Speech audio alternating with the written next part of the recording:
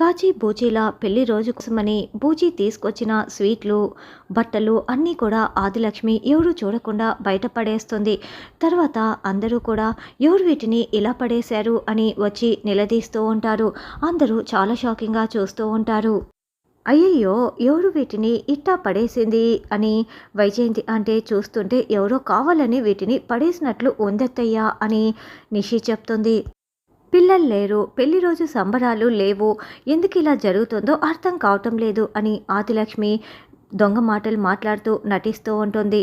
ఇక్కడ పాత కాచీని తీసేసి కొత్త కాచీని చూపిస్తూ ఉంటారు.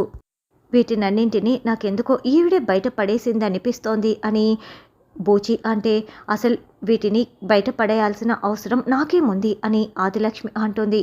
ఎందుకంటే మీ కుటుంబం నాశనం అయిపోయింది కదా, అందుకే మీలాగే అందరూ ఏడుస్తూ ఉండాలని మీరు కోరుకుంటున్నారు అని కాచి చెప్తుంది. ఎంత ధైర్యమే ఇలా మాట్లాడడానికి అంటూ ఆదిలక్ష్మి కాచి చెంప పగలగొడుతుంది. ఆదిలక్ష్మి కాచి చెంప పగలగొట్టడంతో హే అంటూ అందరూ షాకింగ్గా చూస్తూ ఉంటారు. అప్పుడే కమలాకర్ ఫారెన్ నుంచి ఇంట్లో అడుగు పెడతాడు.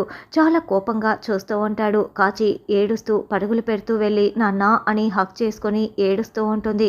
చూడు కౌశికి, ఇక మీ అత్తయ్యతో ఇక్కడ కలిసి ఉండటం మా వల్ల కాదు. నీకు నీ కుటుంబం కావాలో లేకుంటే మా కుటుంబం కావాలో నువ్వే తేల్చుకో. అందరం కలిసి ఉండటం అయితే జరగని పని అని కమలాకర్ తేల్చి చెప్పేస్తాడు. అప్పుడే సురేష్ అక్కడికి వచ్చి ఇంత వింటూ ఉంటాడు. అన్నయ్య అని ధాత్రి చాలా షాకింగ్గా చూస్తూ ఉంటుంది. ఇప్పుడు నా కొడుకు కూడా ఇక్కడికి వచ్చాడు, ఈ దెబ్బతో కౌశికి కుటుంబం రెండు ముక్కలైపోతుంది అని ఆదిలక్ష్మి చాలా సంతోషంగా చూస్తూ ఉంటుంది.